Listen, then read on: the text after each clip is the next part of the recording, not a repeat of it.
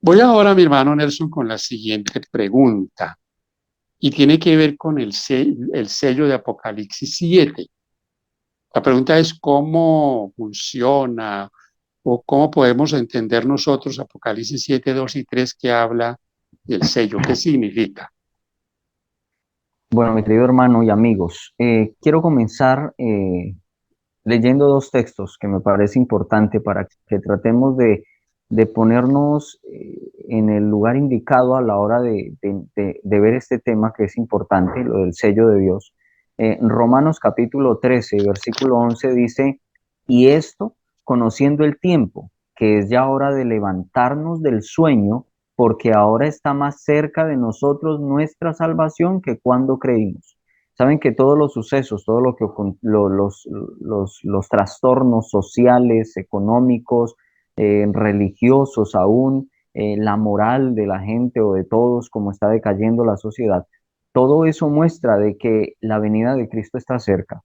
Y eso debe llevarnos a, como dice el verso, debemos levantarnos del sueño, debemos despertar. A veces estamos dormidos en medio de lo que creemos, creyendo que ya estamos bien, pero hay muchas cosas que debemos aprender y hay muchas cosas que debemos desaprender para poder seguir a Jesús.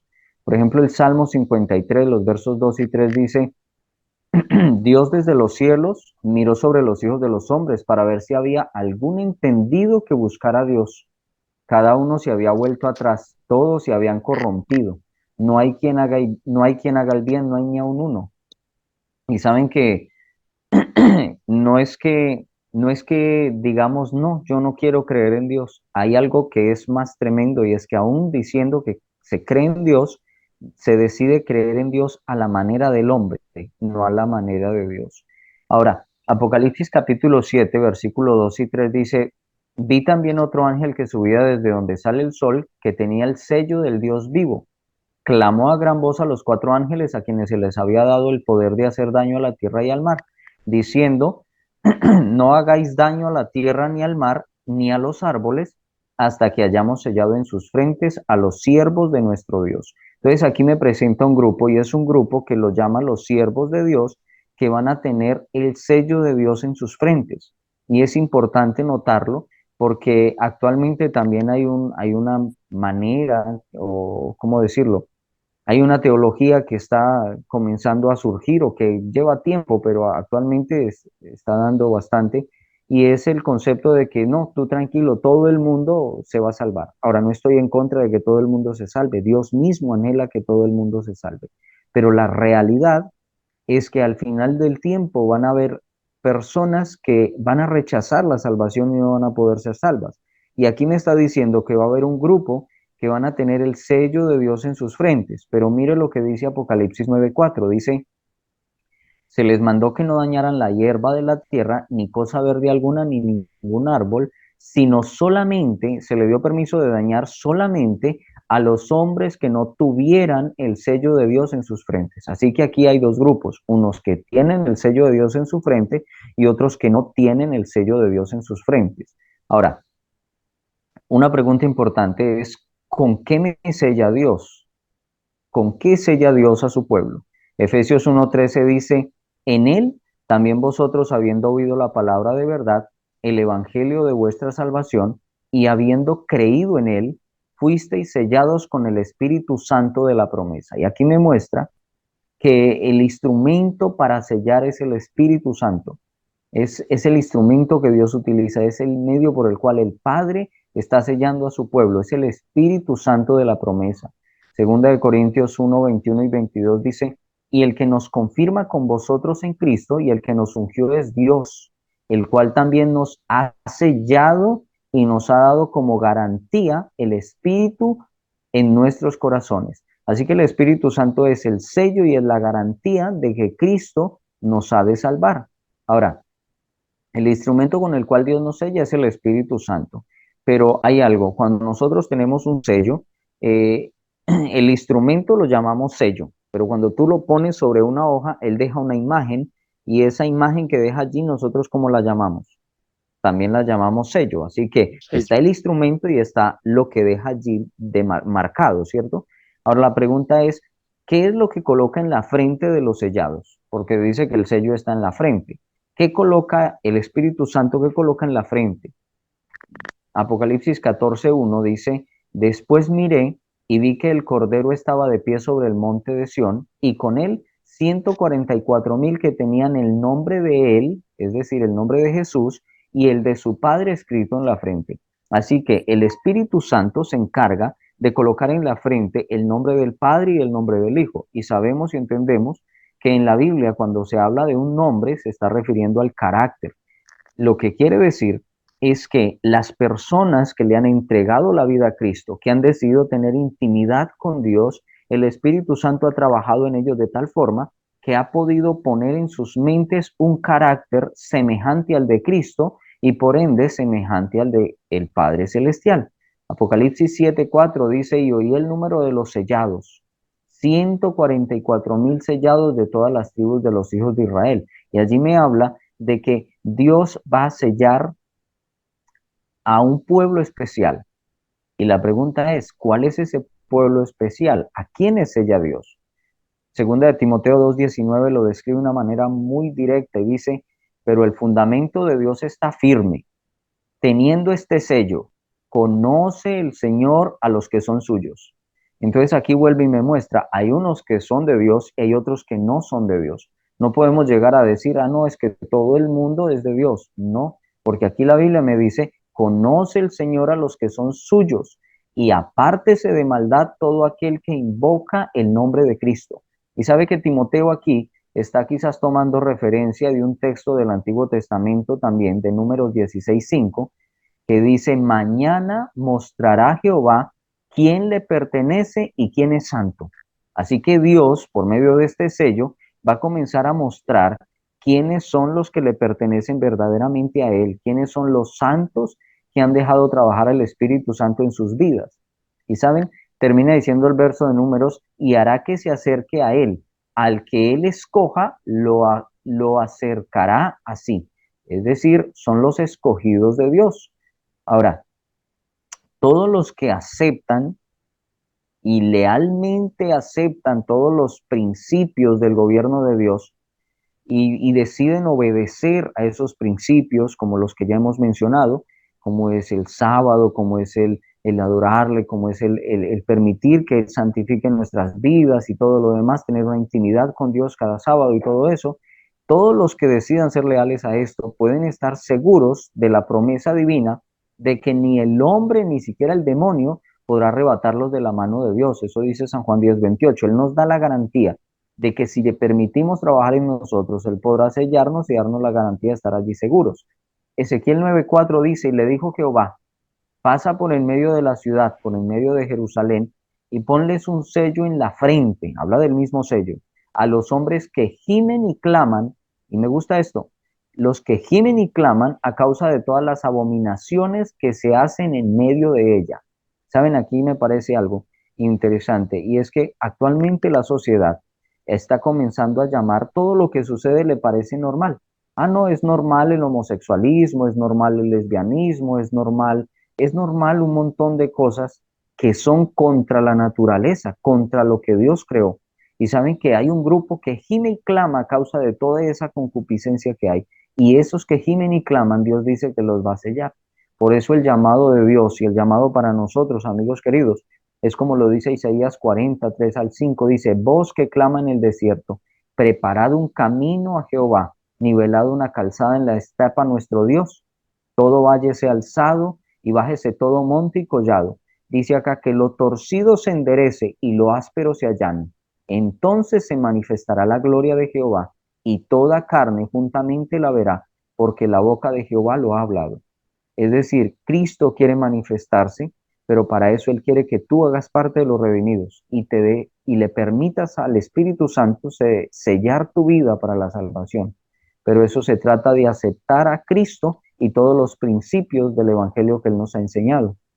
Ahora, ¿qué opina usted, hermano Camelo? ¿Anhelaría ser sellado por Dios? Claro, mi hermano, yo sé que todos los que nos están escuchando deben de tener el mismo sentimiento. Y lo que usted nos está presentando o lo que nos ha presentado en esta pregunta es claro. Y el Espíritu Santo es el sellador, pero no cualquiera va a sellar el Espíritu Santo. Por supuesto que va a sellar a aquellos que han permitido que Dios les transforme, que han nacido de nuevo. Entonces, fíjense ustedes, fíjense mis queridos hermanos, que aquí viene entonces el asunto de la ley de Dios. Cómo alguien que pisotea la ley de Dios, por decirlo de alguna manera, o la rechaza, va a poder ser sellado. No podrá ser sellado, porque la Biblia es muy clara cuando dice que usted puede guardar 9 mandamientos, pero con uno solo, cualquiera de esos 10 que usted deje a un lado, la Biblia dice en Santiago 2 que es como si los estuviera violando todos. Así que gracias, hermano Nelson, y estoy completamente de acuerdo. Es el Espíritu Santo el instrumento que va a sellar, por decirlo así, pero Él es el que va a poner en nuestro corazón los preceptos divinos. Está ahí en Hebreos la promesa de Ezequiel y Jeremías, que en los posteriores días el Señor escribiría su ley en nuestro corazón. Y su ley no son 9 mandamientos, son 10 mandamientos. Así que gracias, hermano Nelson, por esta pregunta tan importante. Y hermanito Camelo, ya que allí se mencionaba algo, es algo importante y creo que aprovecho para hacerle la pregunta para que usted nos ayude con esa parte. Allí se mencionan 144.000. Ahora, la pregunta que quiero hacerle, ¿esos 144.000 son judíos literales en realidad? Oiga, esa es una pregunta, ¿cómo le diría? No fácil de responder. Sé que sobre los 144.000 se han dicho tantas cosas y se están diciendo todos los días que es importante. Gracias por esa pregunta, mi hermano, y está ahí en Apocalipsis 7, en lo que usted nos está diciendo, porque esos 144.000 van a ser sellados también. Entonces, ahora, no vamos a discutir ahorita o presentarles a ustedes si son literales, si son simbólicos. Para mí, ese número es simbólico, ese es mi concepto, no son literales. Pero vamos a mirar un poquito algunos detalles. Miren, lo primero que yo quiero que miremos es, digamos, en el cristianismo, en el pentecostalismo, los futuristas, ellos dicen que Dios va a elegir a esos 144.000 judíos literales. Ellos dicen que van a ser judíos literales. Pero hay dos problemas allí, dos obstáculos que ni ellos mismos los han podido salvar. Y el primero es, ¿dónde están las 12 tribus de Israel? Entonces a uno le salen con la idea de que no, que están en todo el mundo, que yo puedo ser judío, que yo puedo tener sangre judía y comienzan a jugar con apellidos, que el apellido que en México debe estar la tribu de este, de aquel, puras suposiciones porque eso es imposible de comprobar. Cientos de años antes de Cristo, esas tribus, que fueron las 10 tribus que se habían separado, las tribus de Judá fueron esparcidas, fueron prácticamente casi que desaparecidas. Entonces, no tenemos esa seguridad. Ahora, otro obstáculo que no, o sea, que ellos no pueden, digamos, salvar es el siguiente. Porque la idea es que estos 144.000 judíos que van a ser sellados y que van a, dicen los futuristas que le van a predicar el evangelio al mundo durante los 7 años de tribulación, pues de toda esta cantidad de errores que la pésima interpretación de Daniel 9, 23 al 27 ha traído todo este embrollo tan complicado de errores uno tras otro. Pero el problema es el siguiente: ¿cómo estos judíos literales le van a predicar el evangelio al mundo si los judíos en su gran mayoría, en un porcentaje, no me atrevería a decir si 80 o 90% ha rechazado a Jesús. Todo lo que huela a Jesús para ellos es objetivo militar. No lo aceptan, como no lo aceptaron en su época. No quiere decir eso que no haya habido judíos y que hayan aceptado el cristianismo. Claro, conocemos ese grupo que se llama los judíos mesiánicos, pero en la rama mayor de judíos, los extremistas, los hasídicos, todos esos grupos, ellos rechazan a Jesús. Entonces, seguramente dentro de esos es que va a sacar el Señor sus 144.000 judíos literales, porque ellos se pegan al texto y dicen que esos judíos van a ser. Entonces, en este detalle, mis hermanos, es importante que tengamos en cuenta eso. Para ningún judío se cerró la puerta. La puerta sigue abierta. Los judíos que eh, crean en el mensaje y que acepten a Cristo como Salvador, serán salvos. Vale la pena que más adelante hagamos un tema sobre Romanos 9, 10 y 11, porque ahí está la confusión de todo este asunto en cuanto a los judíos, que dice allí Pablo que Israel será salvo. Entonces dice, ¿cómo Israel será salvo? Aparentemente muestran como que Israel va a ser salvo, pero en las malas, y que Dios va a venir casi que a hacerlos querer a la fuerza. No, mi hermano, nadie va a querer a la fuerza. Vamos a creer porque tenemos ese espíritu y porque no somos sordos al llamado de Dios. Así que esos 144.000 para mí son simbólicos, no serán judíos literales, y menos que esos judíos vayan a predicar el Evangelio, y sobre todo durante la tribulación, los 7 días de la semana 70 que predican de que aún falta por cumplirse. Peor aún, porque no va a haber ninguna semana 70, la semana 70 ya se cumplió. Hermano Nelson, la pregunta final para el programa que hemos hecho hoy va para usted y tiene que ver como con una pregunta que es importante porque hoy hay mucha confusión con esto.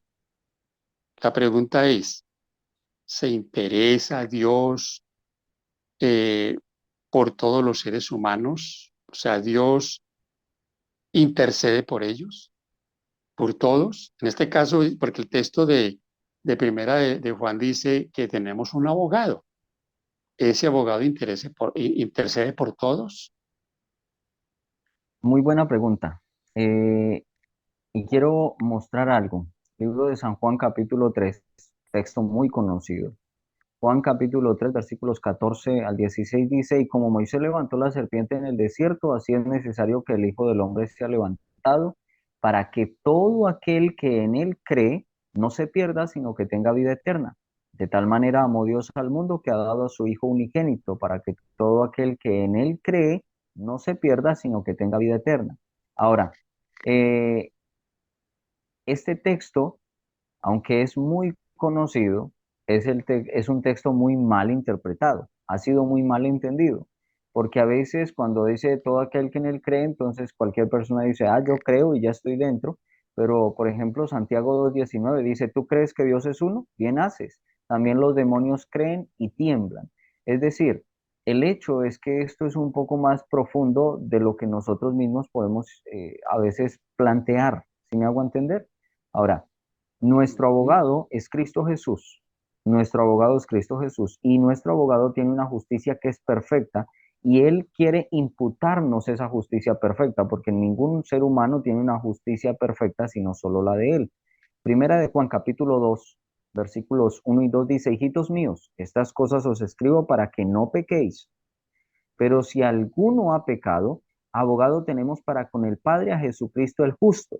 Él es la propiciación por nuestros pecados y no solamente por los nuestros, sino también por los de todo el mundo. Y aquí hay algo importante, aquí me señala de que Cristo con el sacrificio y con su vida perfecta, Él hizo lo suficiente como para hacer propiciación por absolutamente todos los seres humanos. Pero eso no quiere decir que lo haga, sino que él tiene la disposición de poder salvar y redimir a todos los seres humanos, pero definitivamente no lo puede hacer porque nosotros los seres humanos en muchos casos lo incapacitamos. Ahora, ¿Jesús está intercediendo por todos los seres humanos? Vamos a ver algo importante. Eh, Cristo vino a esta tierra, vivió una vida santa por todos, murió en la cruz por todos los seres humanos, pero después de eso, Él sube al santuario celestial y Él va a hacer un trabajo que es importantísimo, que es la intercesión por cada uno de nosotros, que es allí donde se genera el perdón de pecados y la limpieza y todo lo demás. Ahora, la pregunta es, aunque Él hizo la vida santa y la muerte en la cruz por todos, ¿la intercesión arriba en el santuario es por todos los seres humanos? Miremos lo que dice el libro de Hebreos, capítulo 7, versículo 25. Dice, por eso puede también salvar perpetuamente a los que por él se acercan a Dios, viviendo siempre para interceder por ellos. Y aquí comienza a reducir el número, porque aquí comienza a demarcar una diferenciación entre dos grupos. Hay unos por los cuales sí puede interceder y otros por los que no.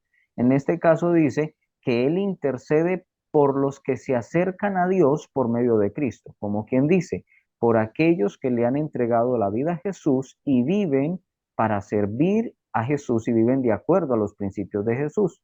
Ahora, Jesús intercede únicamente por los escogidos. Ahora, esto no es que sea egoísta ni es que Dios es selectivo, sino que Dios le da la oportunidad a todos los seres humanos de ser escogidos. Tú puedes ser un escogido, amigo mío, pero eso de ser escogido depende de tu decisión de entregar tu vida a Cristo y de vivir bajo los principios de Cristo.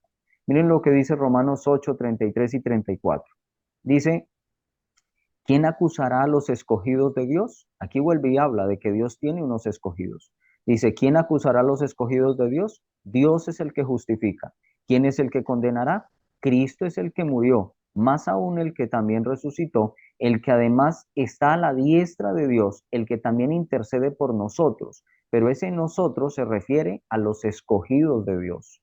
Ahora, es importante notar que Cristo al interceder por sus escogidos es ahí cuando Él puede proveerles ese perdón de los pecados. Ahora, Hechos 2:38 dice, Pedro les dijo, para responder una pregunta, ¿cuándo recibimos nosotros perdón de los pecados? Dice Hechos 2:38, Pedro les dijo, arrepentíos y bautícese. Y dice acá, cada uno, esto es algo individual. Esto no es como en grupo y como que porque este lo hizo ya todos estamos allí, no, es algo individual, la decisión es tuya, está en tus manos decidir entregarle la vida a Cristo para que Él pueda comenzar a ser tu abogado y defenderte y interceder por ti y perdonarte. Dice, arrepentíos y bautícese cada uno de vosotros en el nombre de Jesucristo para perdón de los pecados y recibiréis el don del Espíritu Santo. Entonces, ese perdón, ese perdón de los pecados, ¿dónde ocurre esto? ¿Dónde ocurre eso de que Cristo perdone los pecados? Porque para muchos, muchos actualmente predican de que en el momento que Cristo murió, ahí perdonó los pecados y entonces tú puedes vivir como quieras y hacer lo que quieras porque ya Cristo murió y entonces su gracia hace que yo pueda vivir como me plazca. Pero la realidad es, ¿dónde ocurre esto? ¿Dónde ocurre ese perdón? Mire lo que dice Hechos 5:31. Dice, a este Dios ha exaltado con su diestra por príncipe y salvador para dar a Israel arrepentimiento y perdón de pecados. Es decir, Cristo ha sido exaltado a donde está el Padre, es decir, al cielo, y es allí donde Él da arrepentimiento y perdón de pecados. Ahora, Dios exaltó a su Hijo con ese propósito. Dios perdona los pecados cuando confiamos en Jesús. Por eso es que Dios necesita que nosotros tengamos una fe práctica. No es solo decir yo creo y vivir como me plazca, sino decir yo creo y vivir bajo los parámetros de Cristo. Hechos 10:43 dice, de este dan testimonio todos los profetas, que todos los que en él crean, pero es una fe práctica, recibirán perdón de pecados por su nombre. Así que el grupo por los cuales Cristo intercede es ese grupo de personas que creen en Jesús, pero recuerden que estamos hablando de un creer, de una fe práctica, como lo dice Hebreos, una fe con obras y unas obras que se guían bajo los parámetros, los mandamientos de Jehová. Ahora, Primera de Juan 1.9 dice, si confesamos nuestros pecados, Él es fiel y justo para perdonar nuestros pecados y limpiarnos de toda maldad. Esto aquí también es algo individual. Yo debo confesar mis pecados ante Dios y entonces Él podrá interceder por mí y podrá perdonar mis pecados. Pero hay algo importante. No es solo confesarlos, porque a veces decimos, bueno, yo ya los confesé, yo ya le conté y ya estoy bien. Pero mira lo que dice Proverbios 28.13. El que oculta sus pecados no prosperará, pero el que los confiesa, pero agrega algo, y se aparta de ellos, alcanzará misericordia. Es decir, el punto que Cristo quiere lograr en nuestra vida no es solo que lo confesemos, sino que nos apartemos del pecado y entonces nuestras vidas puedan ser nuevas en Cristo Jesús. Entonces, ¿por quiénes intercede Cristo? Por aquellas personas que le han entregado la vida a Jesús, por aquellas personas que deciden vivir para Jesús y por Jesús. Y entonces Él puede defender sus casos y transformar sus vidas. ¿Qué opina usted, hermano Camelo? Sí, no, de acuerdo, y muchas gracias por esa respuesta tan apropiada, mi hermano, claro. Es que eso es más que digamos, como es como la lógica. Es que a veces hay que aplicar hasta la misma lógica. Si aquí en este mundo nos entramos en un problema jurídico o algo y buscamos un abogado, pues hombre, tenemos que confiar en ese abogado. Y es posible que a ese abogado tengamos que decirle el caso que va a defender cómo fue que pasó. Entonces, si a nivel en el caso de lo que estamos hablando, tenemos un abogado, tenemos que confiar en él. Y es claro, hermano Nelson y hermanos queridos, la mayoría de la humanidad no quiere saber nada de Dios. ¿Cómo el Señor va a interceder por quien no quiere? Y yo podría, ya ha venido a mi mente en momentos bíblicos, por ejemplo, los dos hombres que estaban crucificados con el Señor. El Señor prometió salvación a uno de ellos, pero el otro ¿qué? El otro se puerca, el otro no creyó, no tenía nada en su corazón para brindarle a Dios. Por lo tanto, ¿cómo iba a interceder por ese que no creía? El Señor intercede por el que cree. Hay muchos, digamos, momentos que podríamos referir en esta parte. Hermano Nelson, yo le agradezco eh, grandemente por habernos acompañado y por darnos ilustración a estas preguntas tan importantes. Así que mi hermano, yo le agradezco de corazón y esperamos volverlo a tener porque hay mucho tema para que tratemos con nuestros hermanos, les compartamos y esperamos de ellos también pues que nos comenten, nos hagan comentarios, qué temas les gustaría también que aquí nosotros tratáramos con ustedes y que sean de bendición para todos. Así que yo le agradezco mucho, mi hermano Nelson, por su aporte. Vamos a tener una oración y le voy a pedir, mi hermano, que me permita orar para que despidamos. Pero Bueno, antes, mi hermano, le agradezco yo. a usted, hermano Camelo, le agradezco. Muchas gracias por la invitación, por el tiempo y le agradezco a nuestros amigos que se toman el tiempo de escuchar, de aprender. Y como dice el hermano, esperamos que puedan allí comentar, compartir lo que ustedes consideran, creen, hagan preguntas y poder entre todos seguir creciendo en esta experiencia de conocer la verdad de Cristo. Amén. Entonces, oremos, buen Dios y Padre, damos gracias porque nos ha permitido compartir estas experiencias con cada uno de nuestros hermanos. que a cada lugar donde llegue este mensaje pueda ser útil. Quiero pedirte la bendición por todos nosotros los que nos vinculamos con este canal, todos aquellos a los que llega este audio. Lo pedimos, lo agradecemos en el nombre del Señor Jesús. Amén. Amén. Amén.